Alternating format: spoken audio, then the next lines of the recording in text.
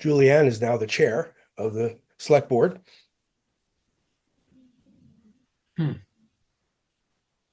Okay, I think you are. Here it comes.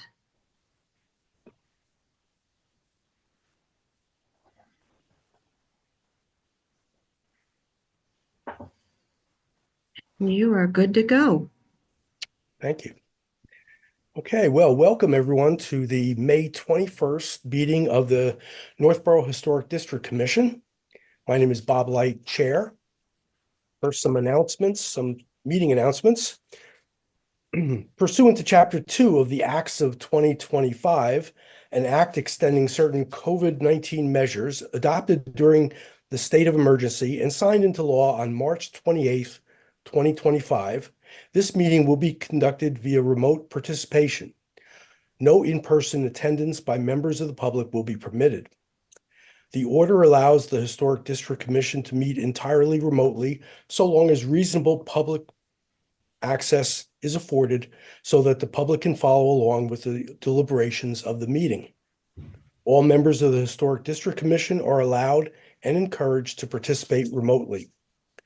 Members of the public who wish to view the live stream of this meeting may do so by going to Northborough Remote Meetings on YouTube via the link listed on the agenda.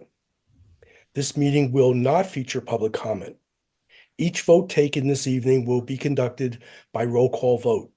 Members, when I call your name, please respond in the affirmative. Leslie Harrison. Leslie, you're mute? Yes, I know, sorry. Okay. Here. Brian Swanson. Here. Amanda Millette. Here. Millie Milton is not here yet. Tom Reardon. Here. Brian Smith. Here. Lorna Van Horn is not here. And Rudiger Vogt is not here. And I'm Bob Light, I'm here. Okay. So we have first on the agenda is our invited guests to discuss the Watson Park Pollinator Garden, and I think we're gonna have to wait on that until they arrive. Oh, no, I see Gary's here. Oh, he is. I was just about to Okay. send an email, but I see. Oh, and Yep. oh, Lorna's here. Lorna, you're on mute. Hi. Okay, there's Gary. Hey, Gary. Hi. I will not send the email, but just about to send an email. Okay, great. And Jean Carroll Cahill, is she coming? Gary? Oh, she was invited. I'm not sure if she's coming. Okay, all right. Do you want to go ahead with and start? Yeah, sure. I actually don't have any presentation, but I'm happy to speak about what I did on Lyman Street, just to Sure. get an idea of what to do, what we could do on the new park, the cemetery park. Okay, well, we're just as some background is Leslie got me in touch with Gary to discuss the Watson Park Pollinator Garden, and maybe just throw some ideas out for what we might want to do with the Brigham Street Burial Ground. So maybe spend a few Alright. minutes discussing that, Gary, and then we can move on. Thank you. Yeah, sure. My specialty, what I've been doing is uh, repurposing areas that are not looking good, either have invasives with mugwort, for example, at Patty Lane. Right now, I've got a volunteer project to remove mugwort and put in native plants right there by the library. I did that at Watson Park. At Lyman Street, there was a neglected garden with non-natives and a lot of invasive plants in there.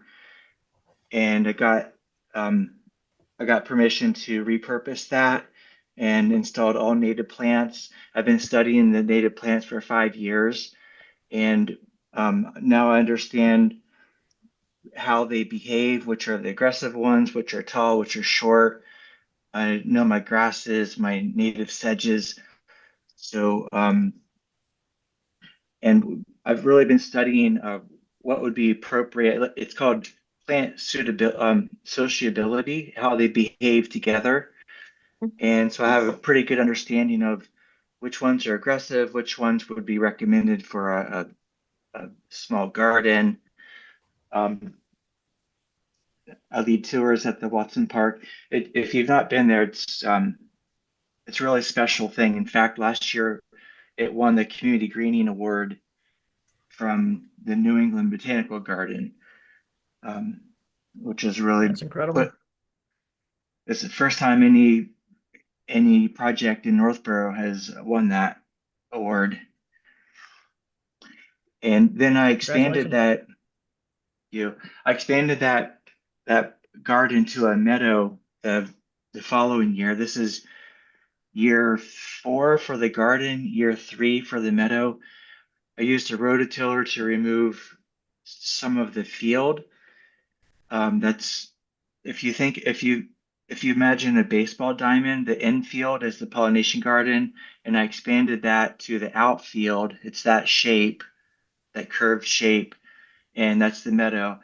Um, and these are all low maintenance gardens. And in fact, the long-term plan for that pollination garden that I started with would be let it become a meadow, because when this if you don't maintain and you let the seeds drop, they will all mix together and soon it will look just like the meadow.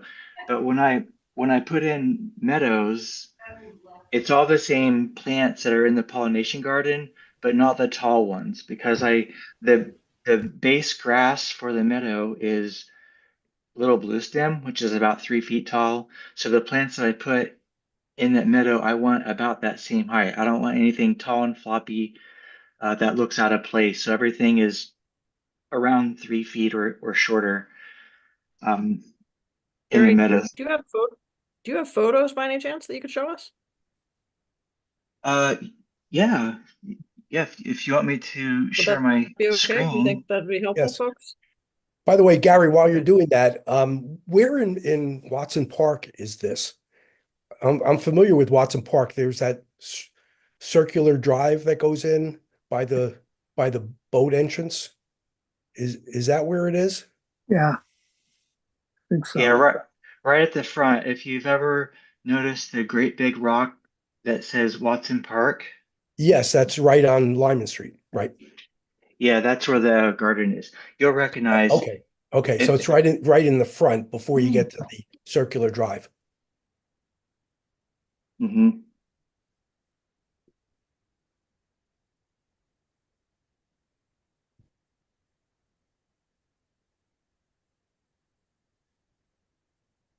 I might have to change to a different library. Hang on a second. For those of us without a green thumb, could you describe what a pollinator garden is? Yeah, a pollinator garden is uh, a garden with flowers that produce pollen and nectar. And but what makes this special is they're all native plants, Mhm. because we can have non-native plants that make pollen and nectar. So all these are native plants. Uh, so the pollen is what the baby bees eat. That's what they feed their baby bees. And the nectar is sugar. That's what gives them energy to fly around. So it's important to feed the bees and butterflies pollen um, and nectar from spring till fall. Hmm. So with good planning, you have things in bloom in the spring, in the summer, and the fall. And that's the target for a pollination garden. And the meadow, uh, same thing. We try to feed them all through.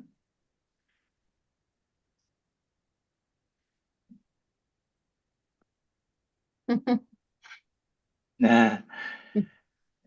Okay, so you recognize Oh this. yeah, okay. Beautiful. Oh, wow. Yeah. Hmm.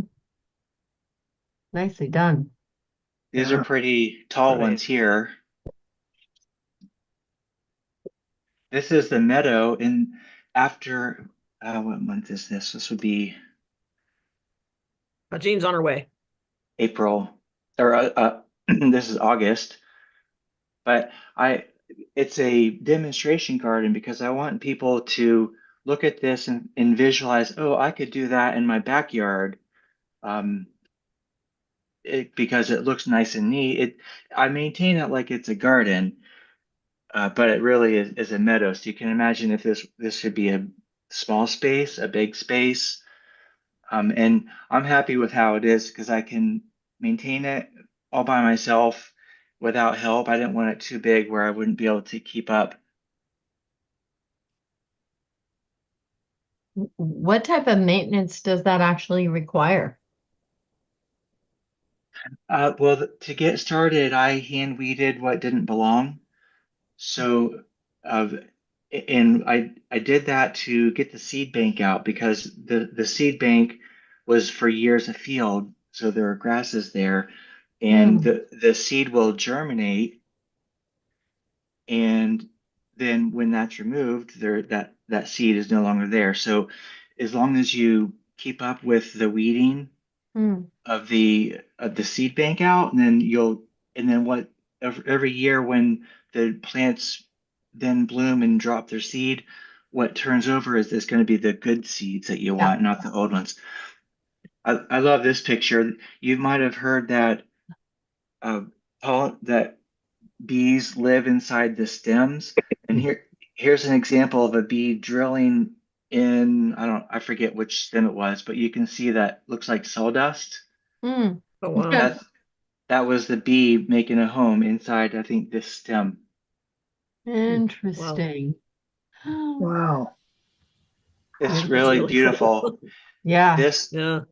this plant right here, wild lupin, just Yeah. last year became a state listed plant, rare plant. It's protected now. It's on the Cool. way to extinction. Hmm.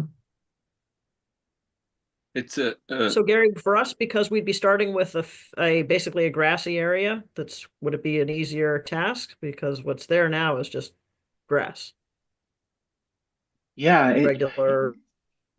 yeah. If you wanted to do something there, what I would recommend is uh, I remove the turf with a rototiller. I'm able to do that myself, but I'm in very good shape and I have Hmm. a rototiller. I would recommend to get a backhoe, a bulldozer, some kind of heavy equipment, and just push that turf out. You're pushing the top 3 inches out of the way, exposing the dirt below. That would be the quickest, easiest way to get started. Gary, if this But- was a former forest, wouldn't it be more appropriate to do a wild planting that is true to its native root, meaning forested area, rather than trying to convert it into a meadow and you'd be continuously fighting new tree growth? Hey, what you just said made me think of something. Have you heard of I call it Milwaukee forest, but Milwaukee forest? Have you heard of that? Oh, It's this. It sounds like Milwaukee forest, but it's spelled a little bit different than that. It's this new thing that it's everyone's doing with these native areas. There, it has tall stuff, medium stuff, and then undergrowth, and it works together. So you have tall stuff for the shade, middle stuff which does whatever, and then stuff that likes to be down below. It's a ecosystem that maintains itself. And Worcester's got two, one right behind their library, and one next to the highway. They're popping up all over the place. And so that would be the forest idea, but it's also a real trendy thing that communities are doing. Or Shrewsbury wants to do one. I talked to someone the other day about that one. picking it up now. Miyake, yeah, Miyawaaki.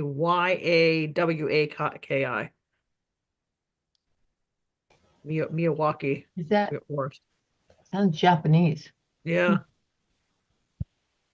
One in Cambridge. Just for Gary, do you have clarification, I have two questions or two demands. One for clarification: the lupines are these the plants which are in extinction? Gary, is this did I understood you right? Because this is a nitro fixator, so a natural fertilizer, basically. So that's one thing. The other thing is also, sorry for coming late. Did you or do you want to tell us your interaction with Mr. Scott, the what is this, Public Works Department, that we get a picture of what you are entailing there, or facing there, in your marvelous attempt to greenery, natural greenery of Northborough. Yeah, the rabbits like that lupin, which is why it's hard to keep around. What did you want me to do about Scott? Talk about Scott? Well, your interaction with Scott, so with the Department of Public Works. You told me something, but I don't want to. Maybe I misunderstand this, but I didn't want to tell this here. Maybe you better tell this the commission, or you don't want to tell it, or whatever. Gary, so I leave it can up to you hear you. me? Gary? Yeah. Oh, I'm sorry. My picture is frozen, so I wasn't sure if you could hear me or not. Oh, hi, Jane. Hi, everyone. I'm so sorry to be Hi, late. And just to the point of the Miyawaki Forest, I was part of the group who helped plant at Plumley Village, right against the highway in Worcester. And I've gone back and looked at that project. It's just a very different approach from what Gary's been doing. And I think, there's certainly some discernment of, what approach would work best in any given location. But a lot of that, what needs to be considered with any spot that's going to be allowed to kind of revert, if you will, or, get taken over by plants that might have grown there in the past, is that these areas where there you have margins along properties, we have a really rampant problem with invasive plants here. And I've been part of a team, as has Gary and others, where we have gone into clean up the Edmund Hill Woods because that's been so overtaken with pestilential plants. And we're at that risk of anywhere you plant anything, you really have to have a management plan, and it has to be really well suited to the site. So I think, the meadow idea, the Miyawaki Forest, whatever we do has to take into account the way that it will be either managed actively or, allowed to become more naturalized.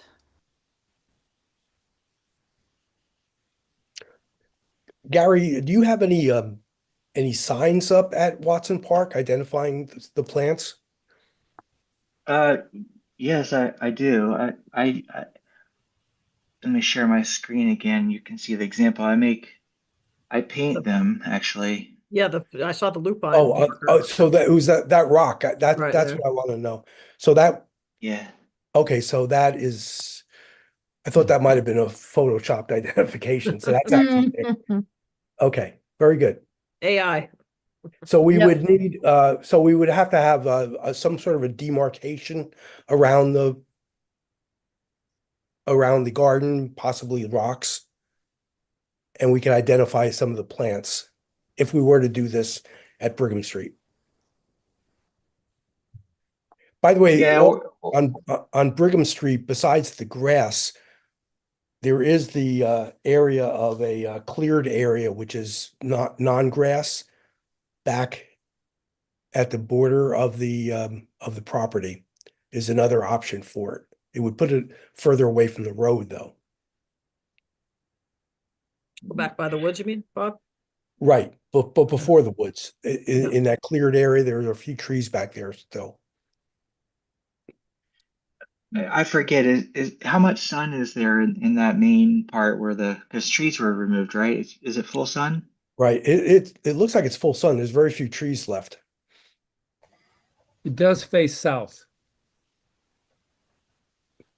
In the northern edge is wooded. Right, yeah, the northern end has wood, has trees. But if if a pollination garden goes in or a meadow, I know plants that would behave well together without spreading through the neighborhood. Um, like this one here, for example, is a good one. Okay.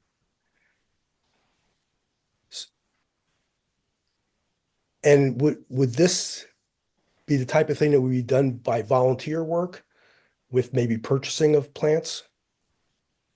Actually, what I do is I do winter sow workshops at the library. I collect all these seeds and I clean them, package them, and then I do workshops at the library in December and give out kits. So I give out the free seeds, milk jugs, and potting soil free, as many as they want. And with a string attached, though, I tell so each envelope splits half into one milk jug and the other half into another milk jug. And I tell them grow both. You keep one and plant that in your garden and donate one back to the project. So that's how I was able to install this whole garden, this whole meadow, the whole everything we're doing this year for town beautification at the library, Rich Dale's, mobile gas station, CVS, um, this place right here by my house, which is near Moe's in the high school. These are all jug donations. All these gardens were put in without buying a single plant. Amazing. And I've taught everyone who's had their hands in it, I've taught them how to do it. And I ask each of them, this is a pay it forward project. I'm teaching you how to do it. I want you to teach other people how to do it. I wonder if it even be good as an Eagle Scout project to somehow get an Eagle Scout involved, or we've talked about that even with the pathways or something. Or you mentioned the garden club, Gary. You remember the garden club, you said, right? Yes. Or Rotary, Rotary is always looking for projects involved in the community. I'm sure we could get some Rotarians in there helping, right, Gene? So yeah, I could see it as being a really cool collaborative effort. My concern would be the maintenance of it. It's one thing to get enthusiasm to get it started, but then the maintenance is the tricky part. And we definitely would need to make it as easy for DPW to maintain their part, which I think would be mowing the grass around it, would be my guess, because they already maintain the cemetery, right? They already mow the grass. So I think as long as this were an area that would be defined where they could easily mow around it. The meadow, this picture here is probably easier to maintain and it's so nice to look at. Look at all those flowers. I would recommend either something like this, which is lower maintenance than the pollination garden. So can you Or help that what's the difference between a meadow and a pollination garden? Can you explain that a bit? Yeah, the meadow, so a pollination garden, things are in it's called massing, where this is probably 5 different plants all together. And then here's this other patch here, it's all together. This is the lupin, it's all together, and it's in one place. And now, and then here's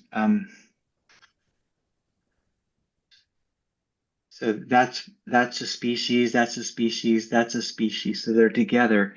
So it's very formal. So this is hard to maintain because when it self-seeds, this plant's going to jump over here, this one's going to jump over there, and you have to weed that out.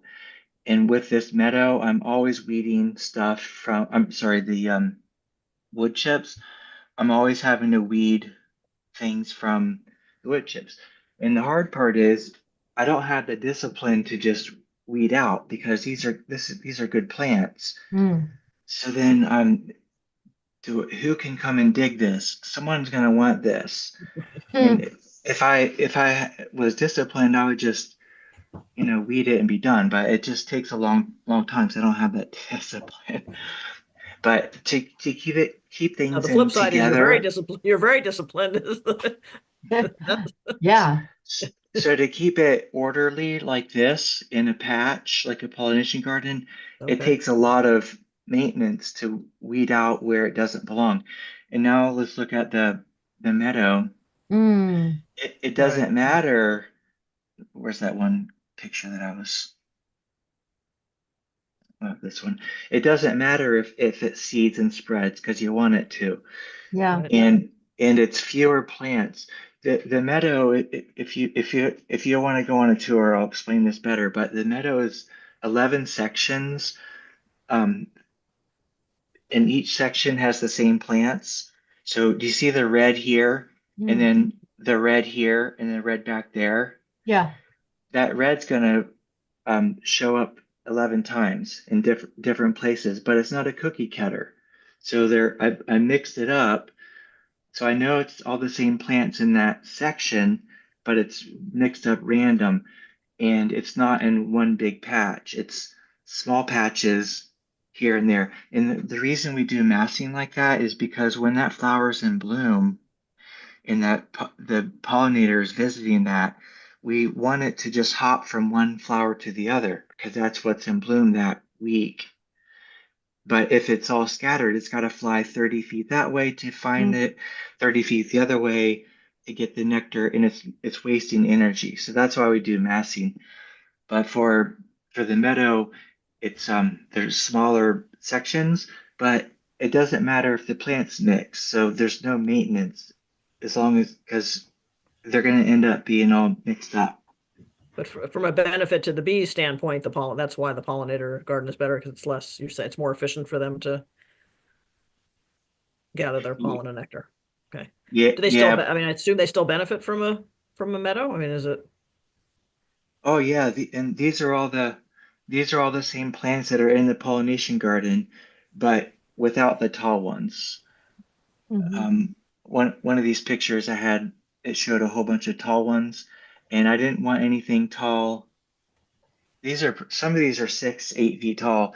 I didn't want that in the meadow because I didn't want it to shade out the neighbor. I want it all to have even playing field with the sun, and I didn't want anything flopping over um, on another plant because I think that looks messy. Gary, if we were to do something in Brigham Street, what would be a typical size area that you would recommend? I'm thinking of a relatively small Yeah. size for this, but I don't know what the minimum size would be.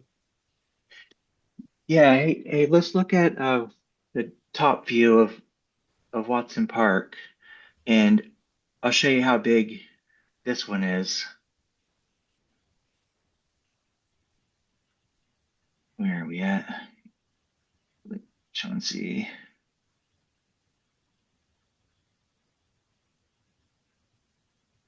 Bartlett. That's Bartlett right there. Okay, so this is the field. This is the boat dock, and you can see how big that is. Oh, okay. One person with a truck and a lot of energy can maintain that. Okay. That's me. So And that's a pollinator garden and a meadow. Yeah, the meadow is so if you think of a baseball, see it's the shape of a baseball diamond. Yep. This middle, this part here is the infield. That's the pollination garden, the tall stuff. In this outfield, it's all the short stuff, the meadow. And you have So paths going through those? Is that what yeah, those are? I get burlap sacks from Arrow Coffee, Mm, uh, and every week because they're roasters and they get the beans come in burlap and they donate them to me and I use that for the paths through the meadow. In the pollination garden, it's wood chips. But that's a really nice shape, a really nice size because mm. people can enjoy it. It's not too big. do you have a rough idea of the number of the how many feet it is from one side to the other? Yeah, I'm not good with numbers, but I think this is 100 feet from here to 100 feet. here. Okay, right. So good. going around this way would be maybe 300 feet if you walked it, Mhm. 200 feet. Can you just zoom out a little bit more to get a sense of that perspective? I'm just curious. Appreciate it. Okay. It's not small, that's for sure. Yeah, quarter of an acre. Yeah. I don't think you want to be anything bigger than that unless you get a team to maintain something. Right. Yeah. That's amazing. It really is. That's very cool. So what does it look Super. like in the winter? I mean, I keep picturing this in summer and in bloom, and then I'm thinking in winter, is it? Oh, yeah, it's really great because little blue stem grass, they say it has winter interest, meaning most fields they'll flop over. The grass will flop over, but Mhm. little blue stem stays upright all winter long. This they call it winter interest. It looks interesting all winter long. Something to Nice. look at.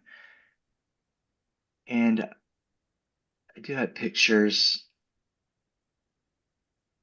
of it in the winter. Let's see.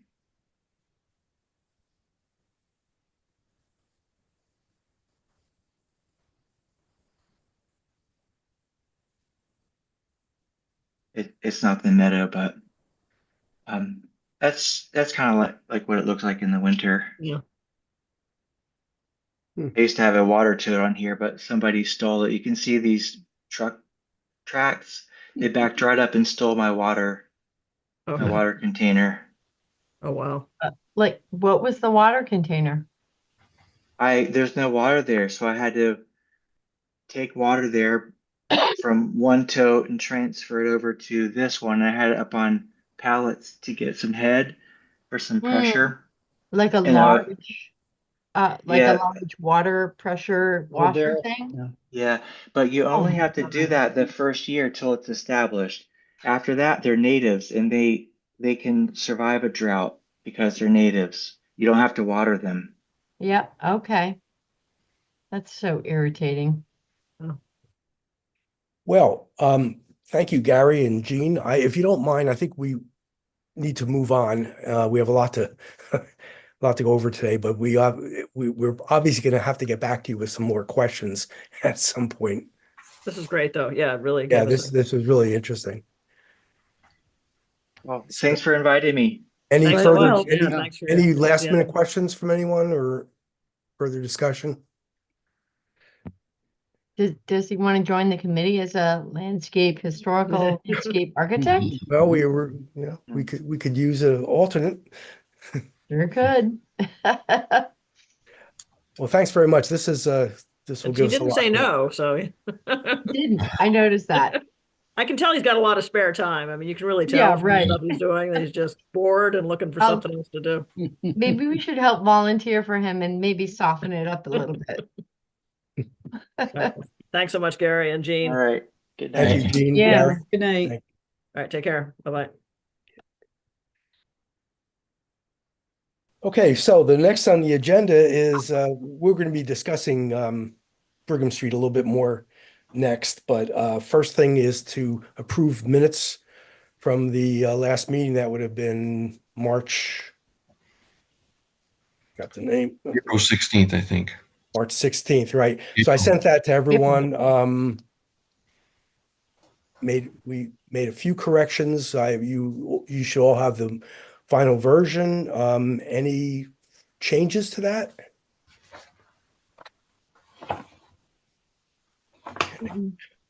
Also, for the record, we just Lorna is here and Rudiger and Millie joined us. So, Yes. okay. Say aye, everyone. Aye. Aye, okay. Good, we're all here. Okay, so let's vote on the approval of the minutes. Do I have a motion to approve the minutes? I make a motion to approve the minutes. Was it April? Mark, April 16th. April 16th. 16th. Second. Thank you. Okay, Brian Smith, Yes. Leslie, Yes. Amanda, I wasn't here, so I'll abstain. Okay, Brian Swanson, Yes. Tom Reardon. I abstain. I was absent as well. Okay, Millie, Yes, and I vote yes. So minutes are approved. Thank you.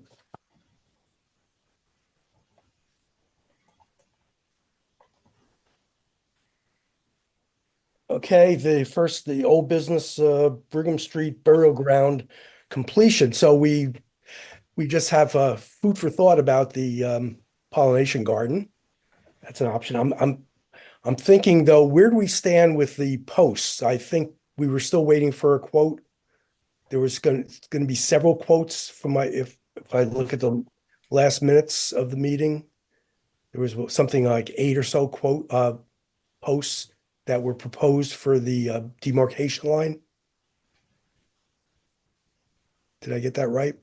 I thought it was more, even more, but I'd have to Yeah. go back and look.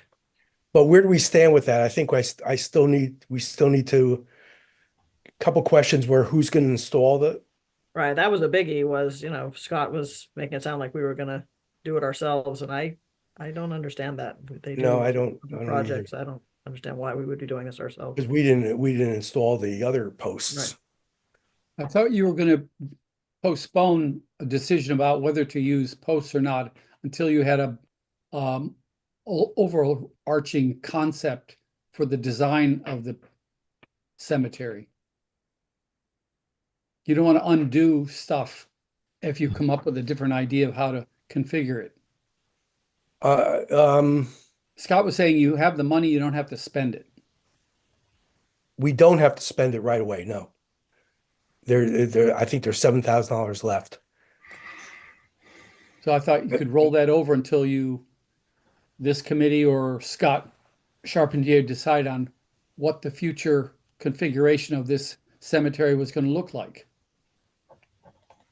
I'm not sure what you mean by, Well, if you're going to add pollinator gardens or meadows or forestry components, pathways, I mean, you don't have a overall concept or design for the cemetery. I don't think it's wise to implement markers that may need to be rearranged or moved or reconfigured.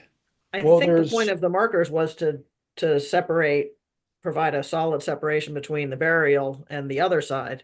And you're Right. right, we shouldn't do anything on the other side until we have a full plan. But I well, think we weren't planning to do anything on the On the east left. side. All right. And that's about half of the land. So that would be where any further activity would go on. But the reason for the posts would be to separate the left side of the burial ground where the graves are. And then the right side could be done at any time. We could put in a garden or walkways but we want to make, but what I think we know enough now to put the barriers up down the middle. I don't know if we want to show that side again. Because I all agree. I think we're okay all the with it. graves, we know where they are. We know where they're not. Let's put it that way. Right. So if we did put some posts, the only question is how many posts and what size post.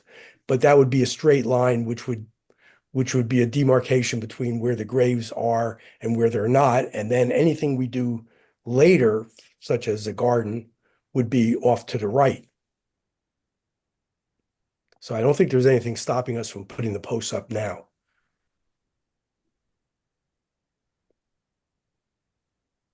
But I guess we need more information. So maybe we should table that. Let me talk to Scott again about the suggestion for the posts and make sure that it can get done with the remaining remaining funds.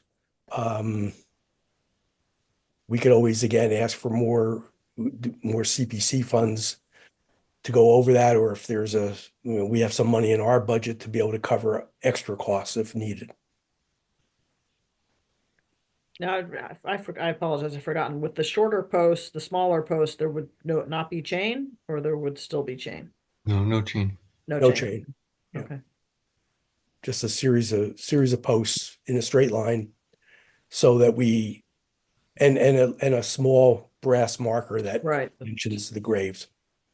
So that was our original plan. I'll talk to Scott again.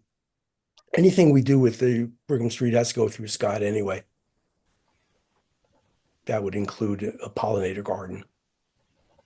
Yeah, if you're going to talk to him anyway, he was going to get back to us about it having to be ADA compliant. You know, he was nixing the garden idea, or, you know, labyrinth, or any kind of that kind of idea, saying that it had to be ADA compliant. But I don't understand that, because we have trails and I mean, it's open land. right. People So he said walk he on was going to it. check. When I kind of pushed back on that, he said he was going to check with Bob Frederico, and I'm not sure if he did. Okay, I'll mention that to him as well. Thanks. Yeah, Well, the Architectural Access Board in Massachusetts doesn't require you to alter the grades of natural contours to make it accessible. Now, ADA is a civil federal guideline, which is a different set of rules that is not enforced by the building department. So and they don't always agree with each other. So Yeah. you probably need to look at both. Yeah, I was surprised. I remember when we first talked about putting a bench in there in the middle. right. Then you had to have a pathway to get to the bench. Right. Even though it was a decorative bench that we didn't expect anyone to sit on. If we had a nice meadow or a garden, people may go and sit there. And it Okay. might bring, if we build it and they'll come, we might get more traffic to the cemetery and appreciation of the cemetery if this is kind of promoted. Whatever we end up doing, if it gets promoted and there is kind of a place to hang out or enjoy, that it will bring more attention to the cemetery as well. Okay. If you Well, have a chain restricting access, that you're telling people that it's not public access. So if you start adding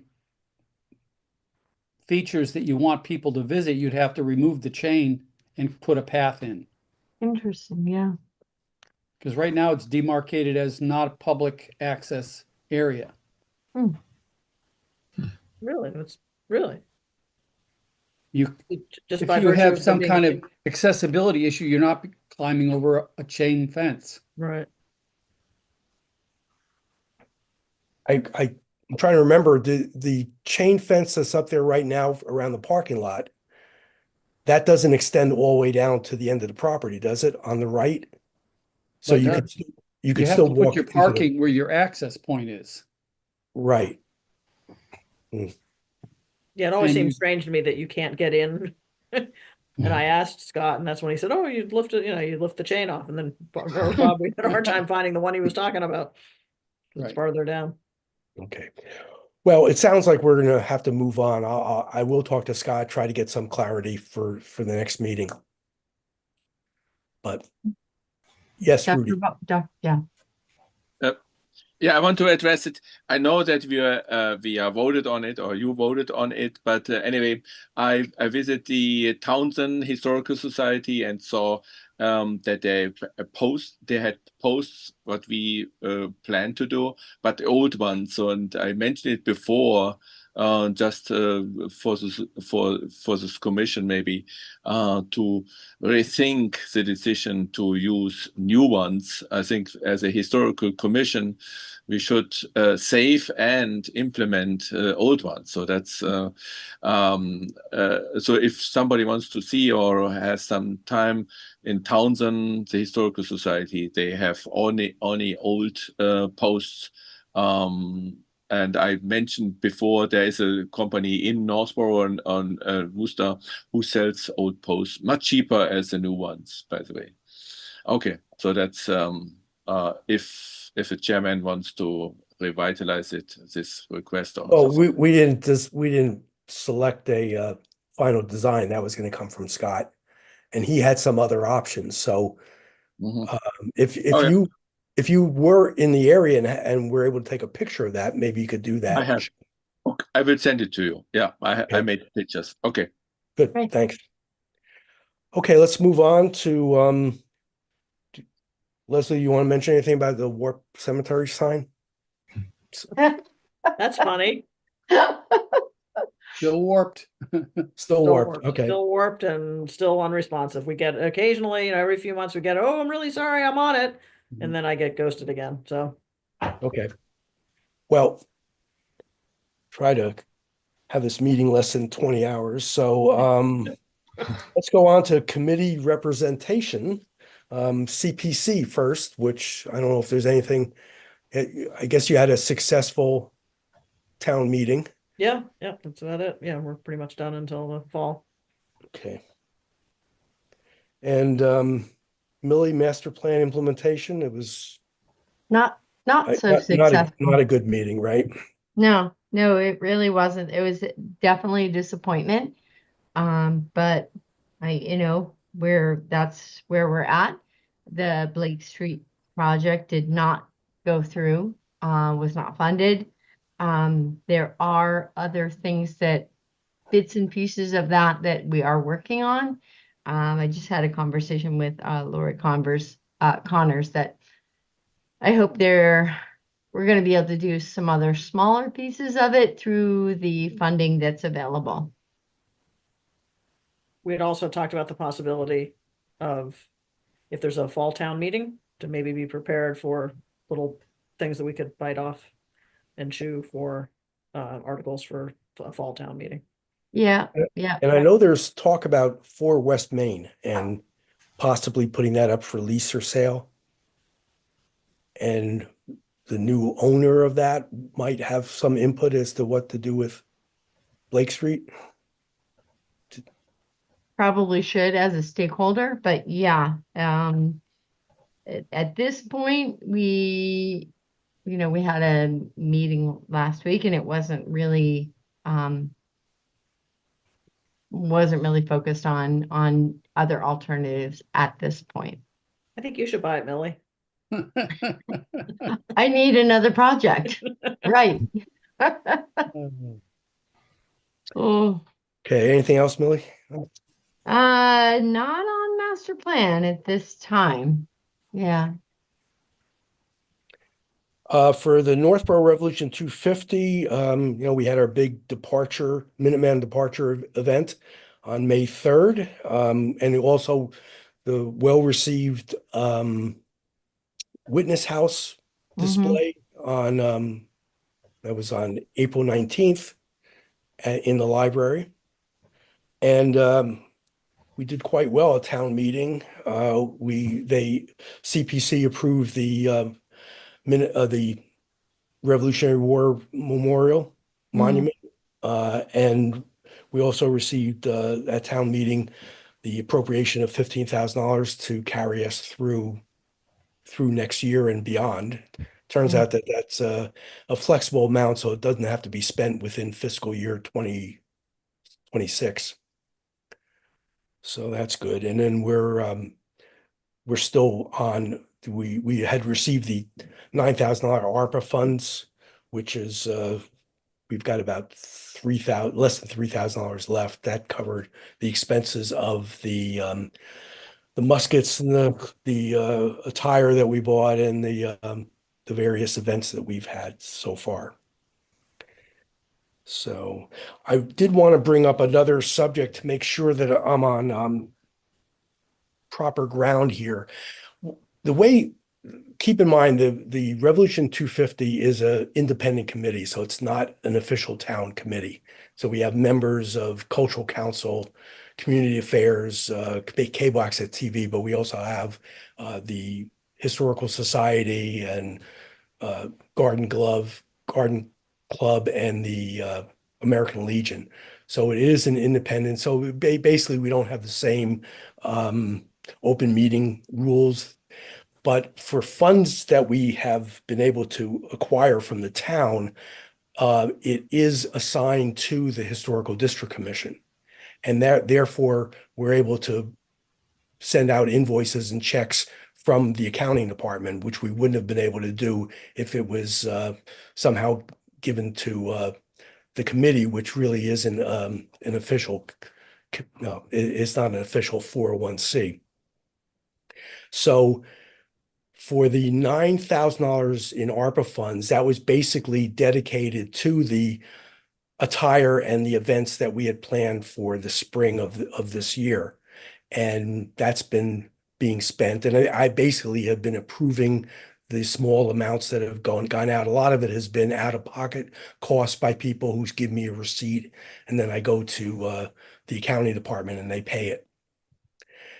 It has not, up to now, gone through votes. Normally, when we spend money, it goes through a vote by the Historical District Commission. But this has been because it's earmarked to the Revolution 250 outside of the Historical District Commission. I've just been, approving the receipts and having the checks been sent. For the $15,000 and also the CPC, again, that was earmarked to the CPC funds are going to the monument, and the 15,000 is going for basically events that we plan for the following year. So what I would like is a sense of the commission that I can continue doing what I've been doing. And, basically any expense that anytime we spend money, it's voted on by the Revolution 250 committee. But I don't believe I should have to go for each expense. And we're talking about, sometimes out-of-pocket expense to go before the Historical District Commission for approval. Yeah, I agree with that. It would be kind of unwieldy, but I want to make sure I'm on proper ground. Well, you might want to check with town council or town manager about the legality of that, because we are a committee, and if we have fiscal responsibilities, we may have to take a vote. It may be impractical and inconvenient, but I'm not sure what the legalities are.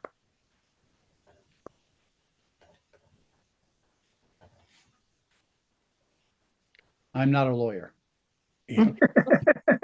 You play one on TV? You don't want to play one on TV? Thanks, Leslie. It is going to be unwieldy, because sometimes someone spends money, they come to me with a receipt. We have the money dedicated for that. It's already been assigned. It's not like our annual budget of $1,000 where we vote as a committee Right. to a commission to spend something. This is because it's basically an operating budget. This is not an operating budget. It's money that was earmarked for a certain activity. Do we have any of our money left? Or do we? Yes, and that was another thing I was going to bring up. We have, as a commission, we have $700, I think, left. In 1 second. Can we vote to have that utilized for those expenses? Or, maybe in chunks of hundreds of dollars?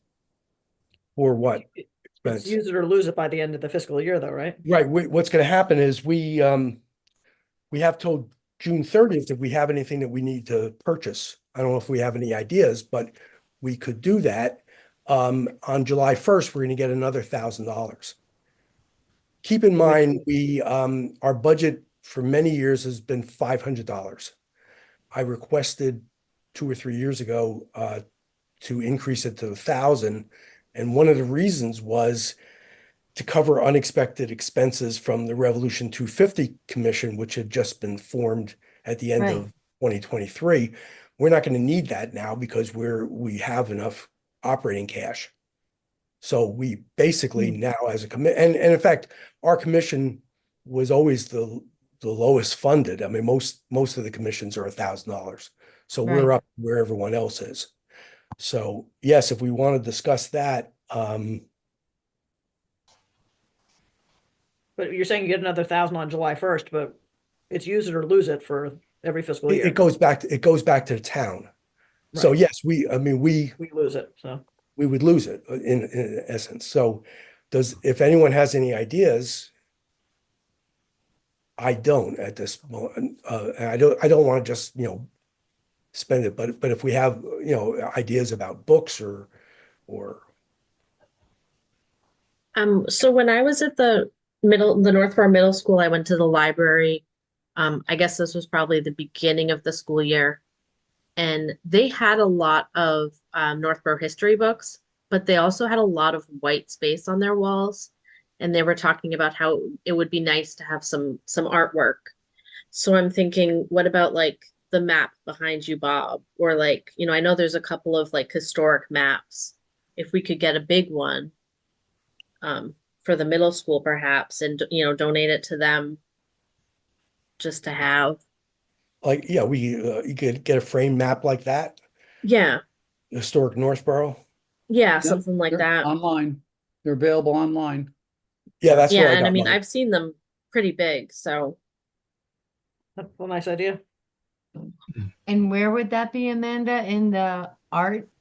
in the library for the middle school. They could have little pinpoints that say, you live here. Yeah. In 1887. Exactly. Probably walk to school. The Uphill high both school is ways. next to the Unitarian Church. Mhm.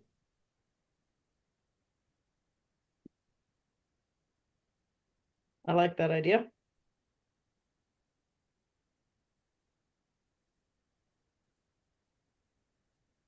Okay, well, Would that be appropriate for any of the other schools, do you think, Amanda? You mentioned the middle school, but we've got four I mean, elementary it and a certainly high could be. school. I could reach out to them um, and see if any other schools would be interested. Yeah, I think if we've got $700, that would go. I mean, Yeah, it could go frames are pretty far. expensive. Yeah, frames are It'd kind be of good for expensive. history, right? I mean, for the high school history department and even like the fifth grades in each of the schools where they start talking about, a lot more about history. Mm-hmm.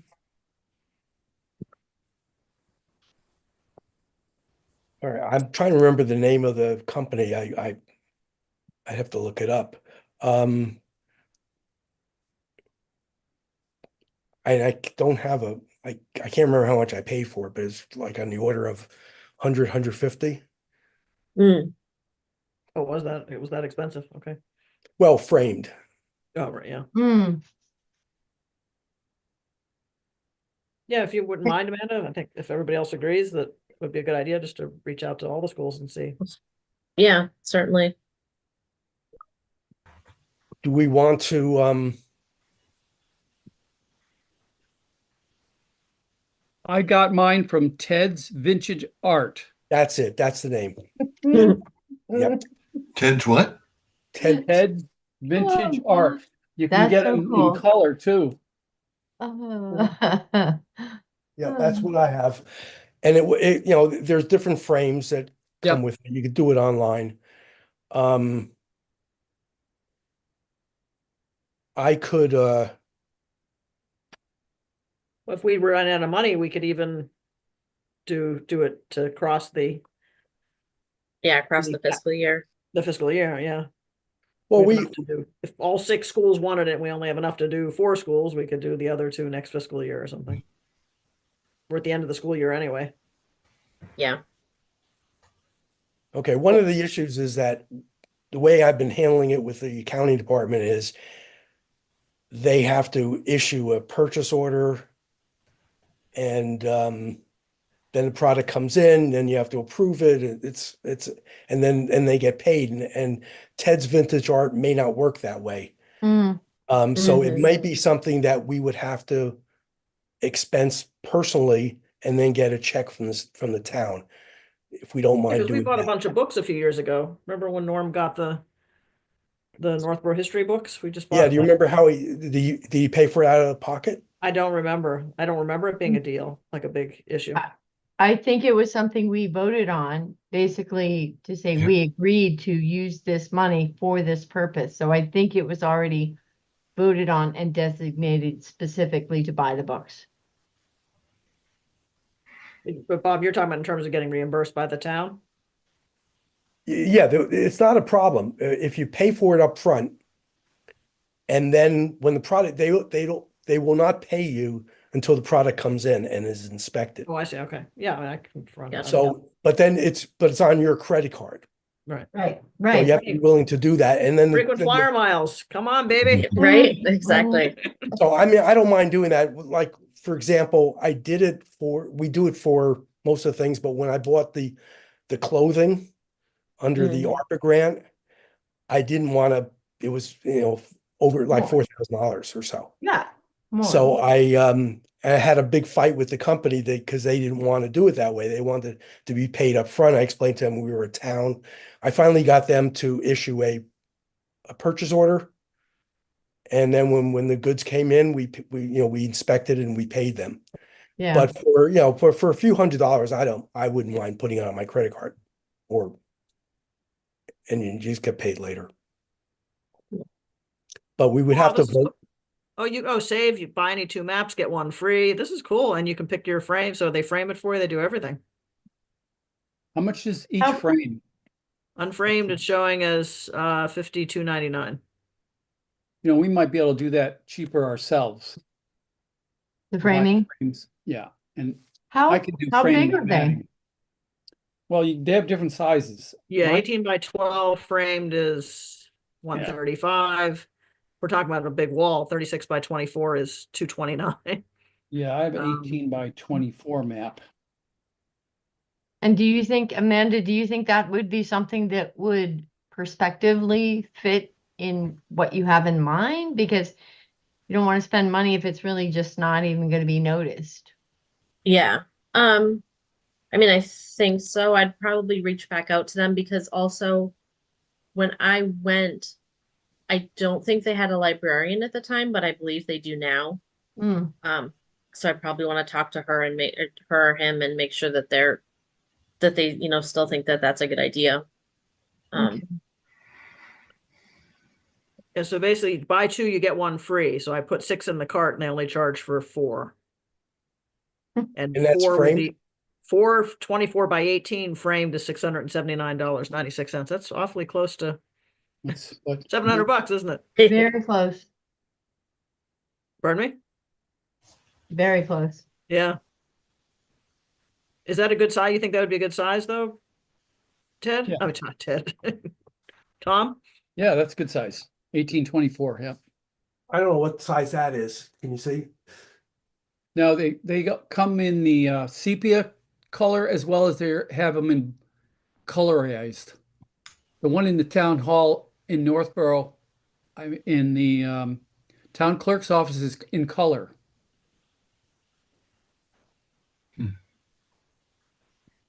And I think there are 2 versions as well, from different bird's eye view vantage points. I only saw one for Northborough. Did you see others? Norm has another version. Oh, Yeah, there's another one that's just a street map.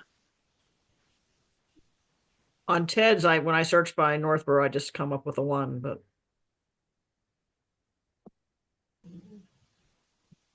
Well, it's worth pursuing. yeah. Yeah. we have Nice time, idea. but again, so we're looking at getting several up to around $600 or so, 700. Yeah, it looks like you can get, I mean, with tax, be a little more with tax, but that's only if all the schools want it. It would be up to 6, right? 6 schools, maybe they wouldn't all want it. So, Yeah. Yeah. but you do, yeah, you can buy 2, you get 1 And- free. So, Well, we could put one in the new fire station. true. Well, why don't we get some and store it and decide where we're going to put it? We have $790 left. Oh, $790. That probably would $790. cover tax Oh, wow. and shipping then. So, Tom, to your point about doing the framing ourselves, framing's expensive, especially if you get a bigger.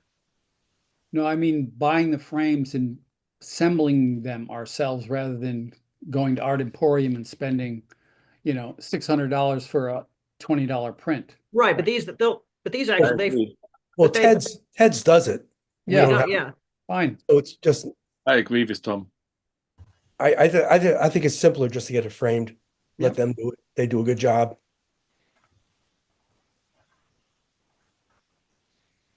So, are you saying you want me to order them? Is that?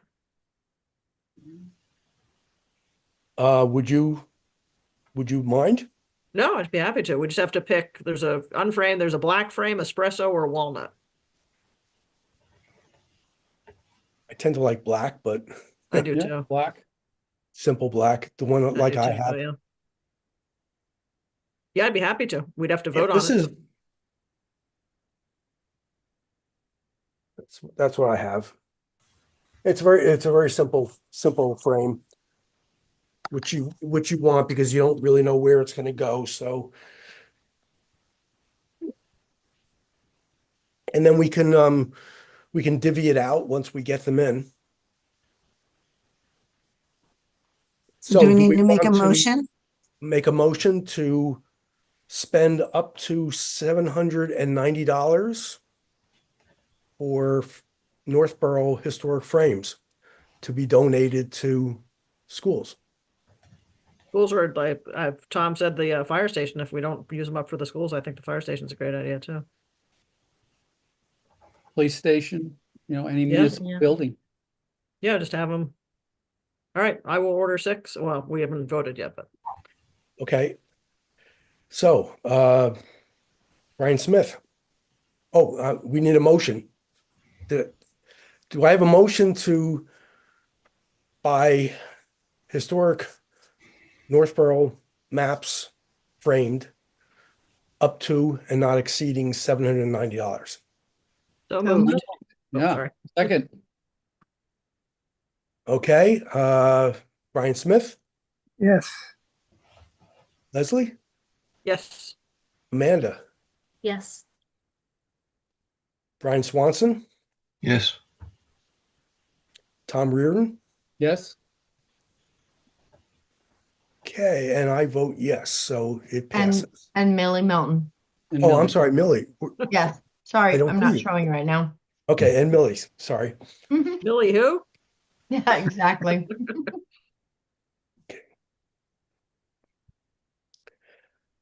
Oh, shipping is free. Yeah. Wow. Yeah, so we get 2 for free. So basically just, it's over $100 a piece, which is pretty decent. And then Leslie, all you have to do is give me the receipt and I will have them cut you a check. Okay, sounds great. Great idea, Amanda. Thank you. Good job. Okay. You're welcome. And I'll reach out to the schools and see who wants them. You got, what size are you getting, Leslie?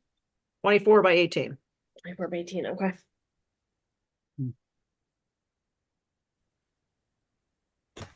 Okay, just one thing.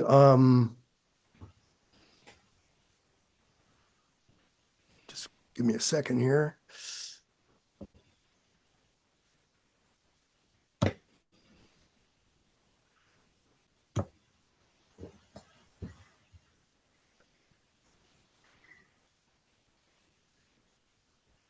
This is for Clinton, Massachusetts, right? Just kidding. I'm sorry, what? I'm kidding. I said for Clinton, right? No, okay. 6 vintage maps, black frame, 24 by 18. Okay. Very good. 1887, right? Yep. Vintage map. Yep. Northborough, Massachusetts, 1887. All right. Pay now. Okay. Okay, now one other vote I need to take just because I need to check with town council about the spending on Revolution 240. I would like to have a motion to spend $2,400 from ARPA funds for a horse and buggy for the Lafayette Tour celebration. You mean Revolution 250, right? Yes, I'm sorry, what did I say? 240. Oh, it It's was late. $2,400 is that's stuck in my Okay. Okay, so it's Revolution 250, Northborough Revolution 250. And this will allow us to spend the money before the I think June 15th or so, whatever Father's Day is, Lafayette is supposed to come through Northborough. So we have a potential, I have to have a vote today because we need to spend the money before June. hmm And this would come out of ARPA funds, and we certainly have the money. So I do I have a motion to spend $2,400 for horse and buggy for the Lafayette tour. So moved. The rental, right? Yeah, we Yes. don't keep the horse. We don't keep the horses. Yeah, we're going to keep the horses have to stay at your house. Okay, Brian Smith, Yes. Leslie Harrison, Yes. Tom Reardon, Yes. Brian Swanson, Yes. Amanda, Yes. and Millie is missing. Millie? Yes. And I vote yes. Okay, Who- thank you very much. Who motioned and seconded that? I think I motioned it. Okay. I'll second it if nobody else does. Okay. All right, moving along. So that's good. So we've spent our money. Fire Station Building Committee. Tom, anything? Well, a recap, obviously the town signed a contract with HV Collins from Providence, Rhode Island. They're the general contractor. The contract price came in $6 million under budget.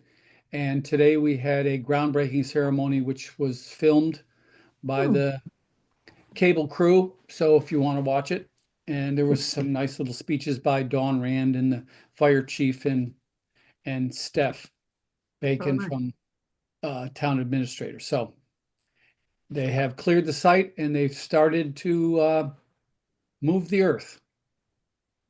It's underway. Tom, you had talked about the stones, us going in and grabbing stones or something. Is that something you still wanted to talk about, or is that not realistic? Well, they gave us a week Oh, to perform that, get a crew together and do it. I think Millie might have grabbed some for her project, I but did.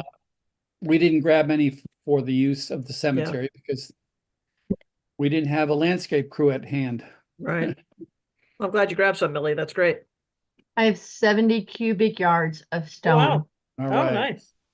No that's idea great. what I'm doing with it, but I have It's it. historic good. stones. Very. Can we use them to label our plants at the garden? They're pretty They're big. large. What are your plans for the stones?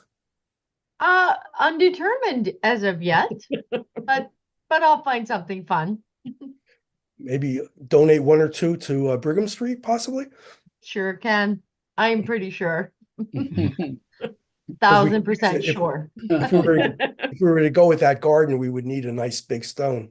That's right. I think that would be appropriate. You can go and pick something right now, probably. Amanda, library, anything that might be of historical significance? Yeah, no, nothing new to report. Okay. Okay, new business. I do want to move along. So I don't think we're going to be able to finish this, but I did want to talk about the street naming memo. So let me just show you where we have. I don't think we're going to be able to finish this tonight, but just want to show you. Okay, so this was the original grid. Oh, I'm sorry. What am I doing? I have to share my screen here.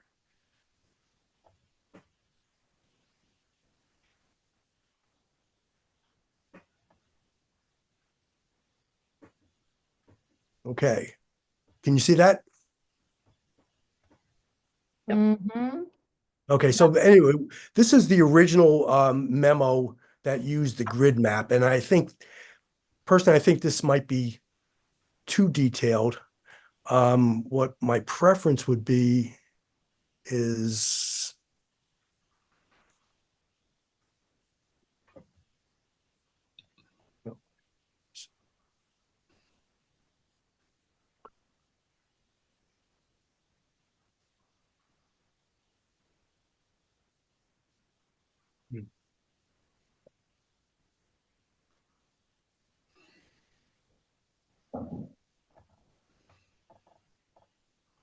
anyway, but it's basically the zone map. There's 4 precincts. And in most cases, I think we could probably have a memo where it's not location specific, because I think that most of the names would fit in anywhere in town as a new name. So this is what Amanda put this together, just the list, all the names in alphabetical order. And I sent this to everyone. And we have a column where we cross them out. And the code is either it's used already or an N means it's not appropriate, such as Warpath, I think we said was not an appropriate name. And then the location, the precinct location is here. And then I left it blank for all the other names. And I think that I really don't think this is something that the commission will vote on, but we probably don't need to have a very detailed grid, but in some cases it might be appropriate to put the precinct down. There's only 4 precincts for where a new street name would go. For example, Monmouth would be in the precinct on the west side of town.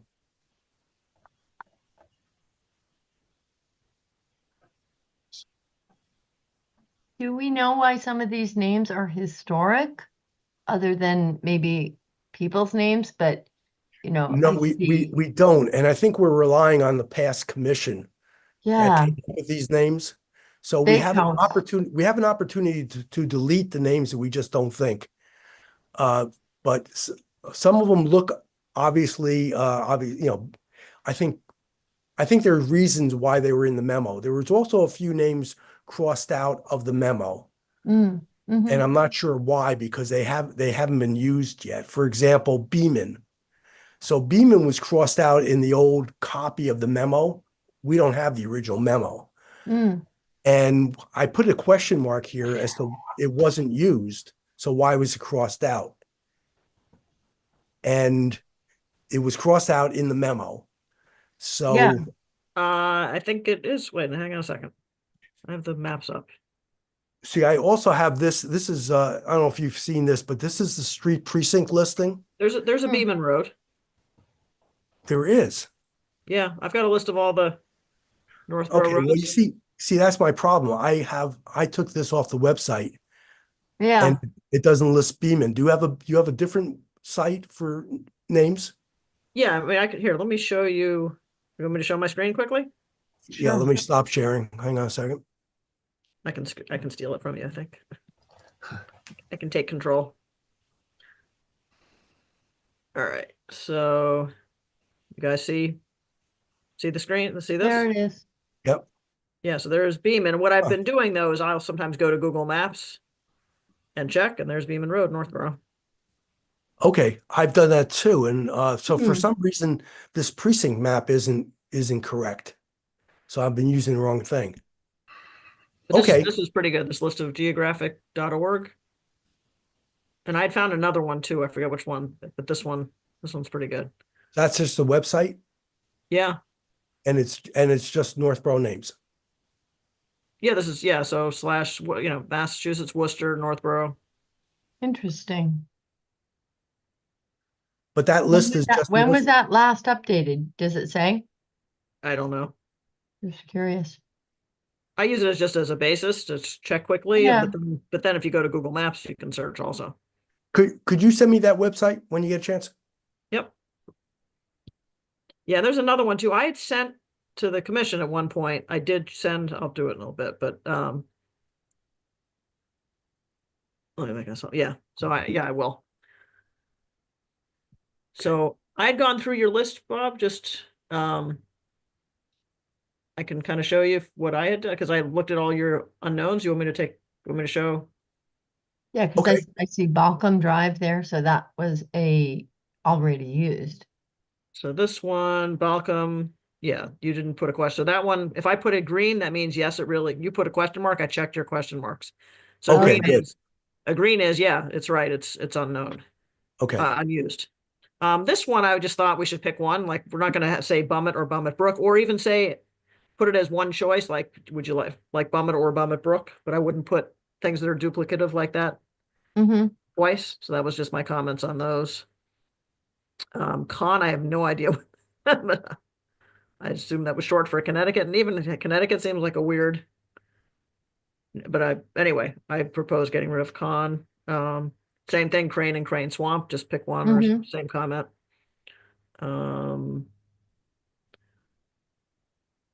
These, why did I not? I guess these were green. These were Esquire greens William, too. Esquire Williams is one that I couldn't find. You're right, but there's you're right, it's only Williamsburg Circle. Okay. Mm-mm. Yes, that's the nice thing about this too, is you can search. So here, you can do a search, because if it's the second, Yeah. you don't, yeah, this is alphabetical, but if it's the second part of a word of a street name, you can, like Meadow, you wouldn't find Meadow under M, but you could find Indian Meadow by its Nothing first under search here. Esquire. Esquire. Yeah, there's nothing for Esquire. Nothing. And then if it's not on there, sometimes I'll do Esquire, Northborough. Yeah, there's nothing. Interesting. And Did you then send us that list that, because didn't we go over this last time with the highlights and everything that you had done? we Yes, did, we did. but And Bob then- incorporated that. Yeah, this is all Yeah. incorporated. Well, what we did, Amanda put this into a alphabetical list without the zones, without the grids. And so so this list is a lot easier. And then I went through this, I crossed out the names that were used. Your question marks I checked. So the U question mark, these are not used for Bush and Clover. Yeah, Glover? they're not used. No. So the reason, I'm not sure why I don't think they were crossed out in the memo either. So I'm not sure why they were crossed out. So we could put them back. Well, yeah, because some of them did have duplicates. Is that what you're saying? Like Holbrook and Holbrook Lane, Well, or yeah, the original memo? but the original memo didn't have. Oh, okay. So off on the right, you see where I wrote Holbrook Lane? Right, right, That exists. So because of that, we took out Holbrook. right, okay. Right. And I the other ones made a didn't. comment that it's already been used. Right. So that's a used definitely without- coming out. That's Yeah. used without a question mark. Yep. The horse and buggy, you don't know. Horse and buggy, I don't know why that was Yeah, crossed no, out. it's definitely, Close to horseback, maybe? Oh, there's nothing. If you search for horse, there's nothing. interesting. Or horse Northborough. I'm hesitant about deleting a name if it hasn't been used before, just because we may not like it, because a developer might like it. Right. Yeah, so I don't want to. The only names I would cross out would be the ones that are inappropriate Mm-hmm. for today's sensitivities. Is this the same list that, sorry, Leslie, is this the same list that you emailed us, Bob? Yes, this is the most recent one I emailed to you. But this Although is just Leslie, with my note. Leslie Yeah, I marked just it gone up through them here. last night. So. Okay, because Sawmill is on here. It's not crossed out. And we do have a sawmill in town. Let's see. Sawmill. Oh, there it is. So this is my original one. This is the one that I had done the last time. Let's see if Sawmill. Oh yeah, see, I crossed it out on this one. This is the one I had marked up Oh, for the last okay. meeting. Okay, So that I must have missed that. yeah. Okay, so we'll cross out sawmill. Good catch, Lorna. I don't know why it stuck out to me, but I have to cross out right now, but I'll. Good All right, catch. I'll just do that for now. So do you want me to modify this then and take out so everything that says used, just delete them? The ones that say used question mark with a green. I have a delete question them. on 1700. Wouldn't it be weird to have a street address of, let's say, 100, 1700? I just think that could be really confusing. Yeah, I agree. Oh yeah. So we just get rid of it? think so. I'm not sure that unless we know the relevance of it, it's like, 1700 way road. Yeah. That's confusing. Just like Seaver, like someone's name, or just like Sever, like severed somebody's head? Yeah. Sever is on the original Seaver is a memo. Minuteman, one of the Oh, was original it? Minutemen. Oh, good. Sever, Okay. yeah, right. That's true. He is. Yep. Oh, good. It's not like sever someone's head. Okay, that's No. good. Yeah. All right. So do you want me to I'd like get rid to- of these? Leslie, I'd rather you didn't delete any names, but we will delete them eventually. Okay. Then That's I'll just what send this. I wanted- I'll just send this back to you then. Send it back to me. I'll make a master Okay. Interesting. I like. and I'll send it around to everyone. So we'll clean up the question marks. And then because this way, I want to have a list of the names that we crossed out. Then we'll be able to vote on it. And then the final memo, of course, will take them out. Don't Right. we Okay. already have a Williams something up there? Weren't we just looking up Williams, Esquire Williams? Did we cross that out? And then we have Williams right there. There's Williams, right?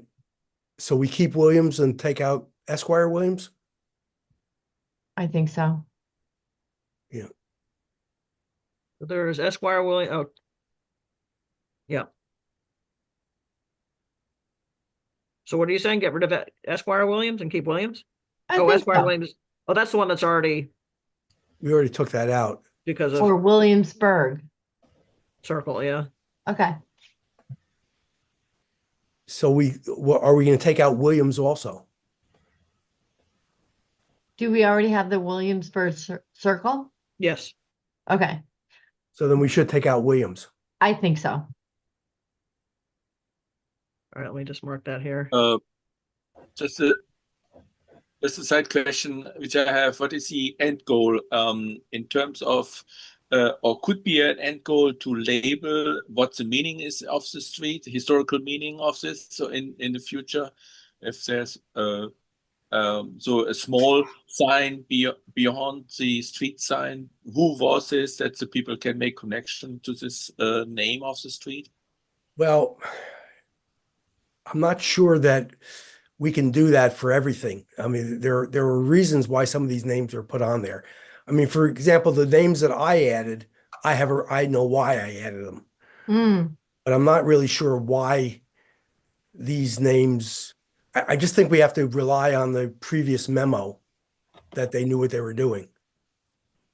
It would be interesting to see if there's a way to find some sort of a connection. I mean, obviously we know things like Bunker Hill and Right. and- I mean, and like it would you take, said- I mean, we have Kent and Mulligan's books and we can go through the index and see. Right. It'd be kind of So interesting. a lot of these it's fun to do.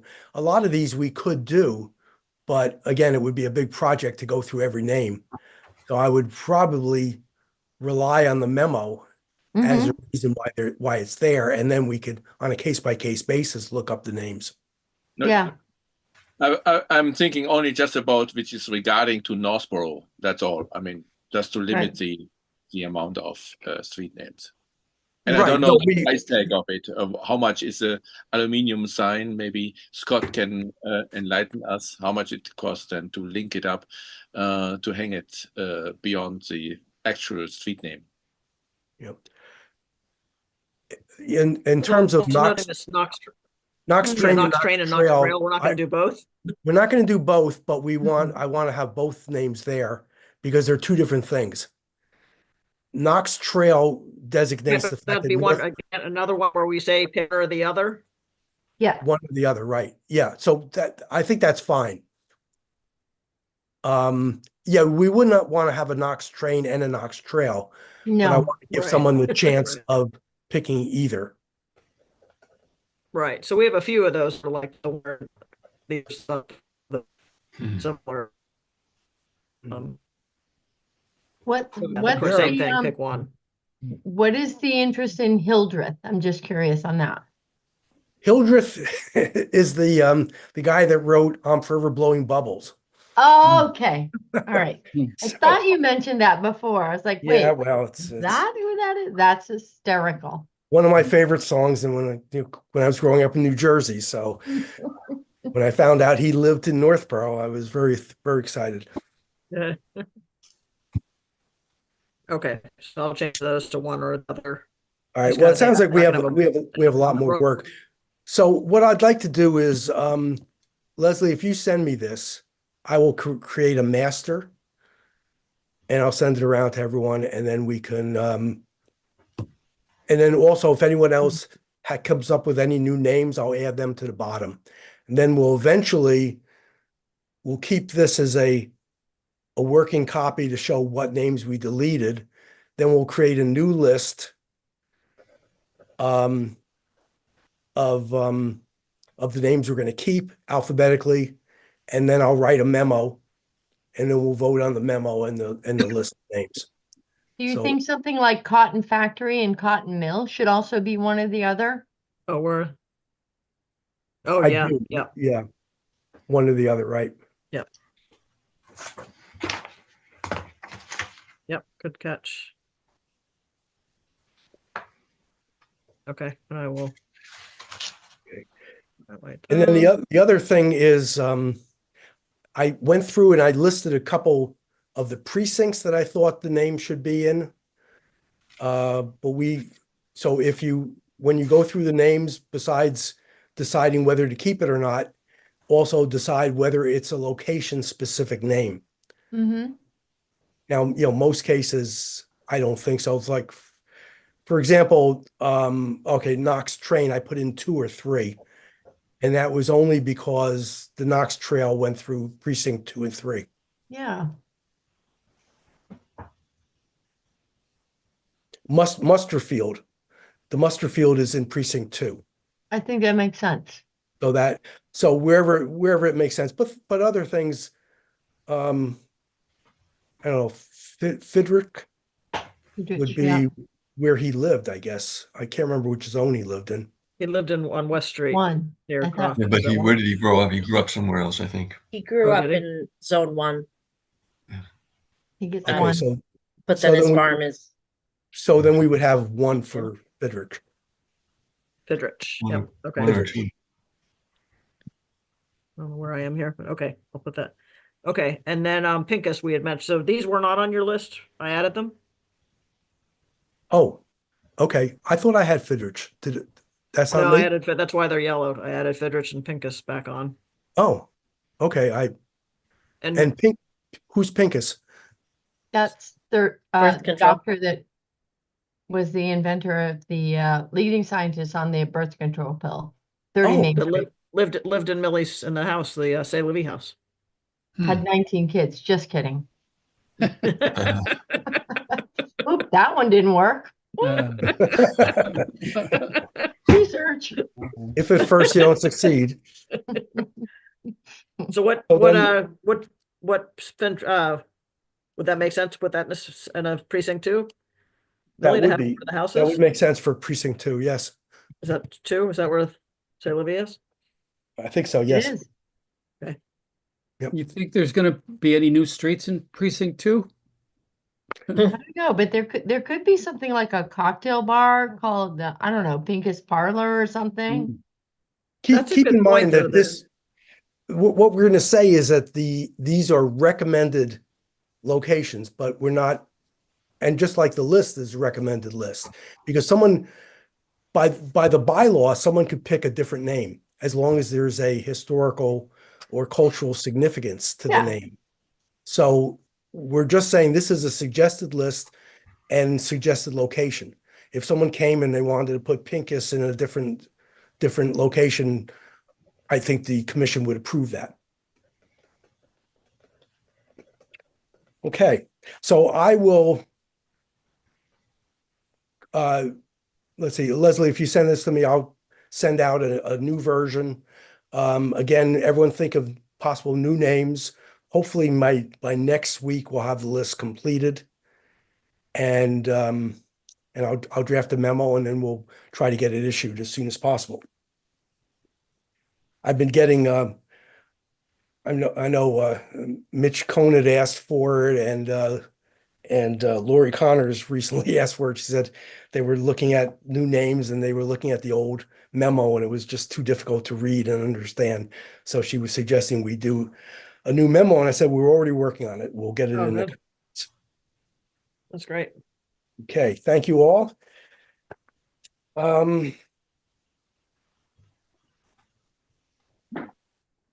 Okay, next on the agenda was the town meeting results. I think we covered most everything. Any comments on White Cliffs and where we stand with that? I know there's two bids for for someone to purchase White Cliffs, and there are proposals in there that are being evaluated. My understanding is both would require preservation, so that's good news. They did approve setting out an RFP to get an architectural firm to design the demolition drawings to remove the additions from the 60s. So that was approved. Okay, but also I'm trying to remember the CPC proposal for the demolition design work. That didn't pass, did it? Or did it? This wasn't a CPC proposal. This was an approved to come out of town funds. Okay. But Leslie, remember the CPC proposal? Yeah, CPA funding, that passed, I think. It did pass, okay. I think, and I think it is the same thing you're talking about, Tom. Is it the same thing? Yeah, I mean, one of the CPA proposals was. $93,000 to. That's it, yeah, $93,000. Okay. Yeah, that was Okay, CPA funding. So that passed, but the TIF did not pass. Did not. But the Right, the TIF was unrelated. That was for San Gobain. No, there was a TIF also. No, the TIF was withdrawn, I think, for White Cliffs. Oh, okay. And I think the reason was they just didn't know what they were voting on. Mhm. Right. Yeah. So I think if they were to pick, if they were to pick one of the two bids, there probably is going to be a TIF request. I'm guessing, and then that would have to go to town meeting for approval. Okay. On Yeah, I think either of that's why it? they're talking about maybe doing a fall town meeting. Yeah. Okay. Next on the agenda, Millie, for the update to the master plan. Yeah. is- So what I'm going to do is basically begin to update that we are working towards the goal of a certified local government. Once I submit some of the very reluctant resumes and accomplishments that our committee has done. But at the same time, what I want to begin to introduce or initiate is some of the other aspects of becoming a certified local government, which is, what does a preservation law look like? We have an acceptable local preservation law. What does that look like? What does that actually mean? What we're working on in our submission is qualified historical preservation review commission. That's the content and the compilation of our committee. And we actually have some pretty solid advocates to submit. So I'm optimistic, but I think we still need to shore up some of our committee membership resume. We have a system for the survey and inventory of historic properties. We may or may not meet that, but again, I want to start to really solidify some of these other aspects while we submit our qualifications. The fourth one being, we have adequate public participation. What does that really mean? What does that look like? So I'm actually in touch with the person who's now taking the place of Jen Doherty temporarily, is Michael Steinitz. And I just want to give him some of this information and find out from him what they're looking for and what we need to do to begin to sort of cultivate that type of board or commission. Section E is adequately performs its duties. We won't know that until we actually begin to measure some of our results. Millie, So- just 1 second. You're talking about the certified local government, right? Yeah, sorry. And so I was on a different subject, Oh, but that's okay. We can, the other one was that I had the update to the master plan, which I think we I may have went covered. right on past that. That's okay. So we can skip that. I kept Okay, going. Well, so so the certified, the update to the master plan on that is that I will basically put in that we are ongoing for the certified local government. We've initiated and we're ongoing. And then okay, I great. kind of rambled right into the where we're at. Okay. Okay, thank you. I just wanted for Brian Swanson's sake and trying to write the minutes. Sorry, Brian. Millie, you said that name was Michael Steinitz? Steinitz. Yeah. Did Can you he spell that? he took over for Jen? He's Doherty? temporarily taking over the position because it's not yet filled. Okay. But he said, feel free to approach me with any more questions, any more comments. He's waiting for us to send in some of our, I would say, our submissions. And I'm 95% done. I think everybody pretty much has, I want to kind of go back and forth with a few people with what I've put together. And as long as they're approving of it, I don't think I have to put it through the whole board. As long as each person has approved what I'm going to put through to Michael, which that's what I've been asking for. I think that's fine, right? Yeah. If you send copy everyone on the submittal, Yeah. give everyone a chance to make a comment. Yep. Is everyone okay with that? We don't need to vote on the submittal, right? No. Okay. Great. Thank you. Amanda, there's anything on the businesses and historic buildings? Still just plugging along at it. Okay, no, Nothing that's new. good. Okay.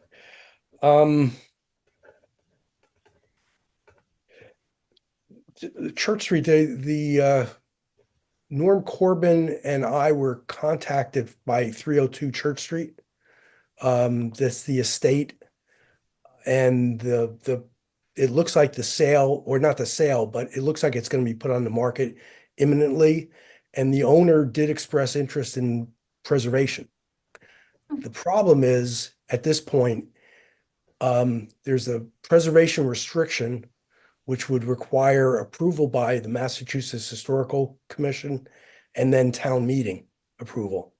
It's just, there's no way it can be done in the timing that they're talking about. The other is the possibility of setting up a historic district, single structure historic district. Again, that would require a historic district study committee, a report that is approved by the Massachusetts Historical Commission and approval by the town meeting.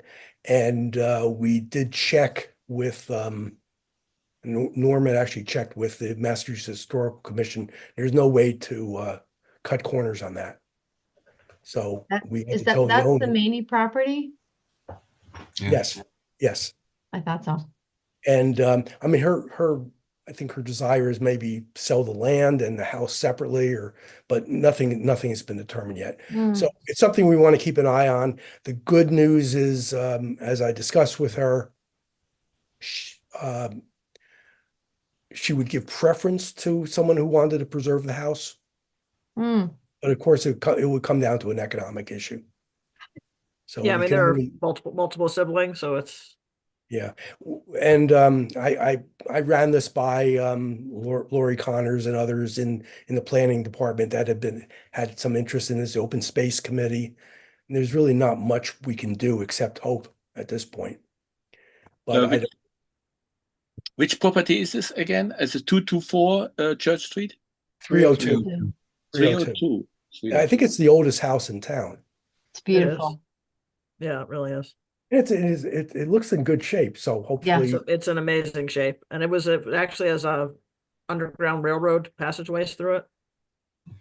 Oh, really? Oh, Yeah. I think they did a highlight on that not too long ago. I think I remember seeing I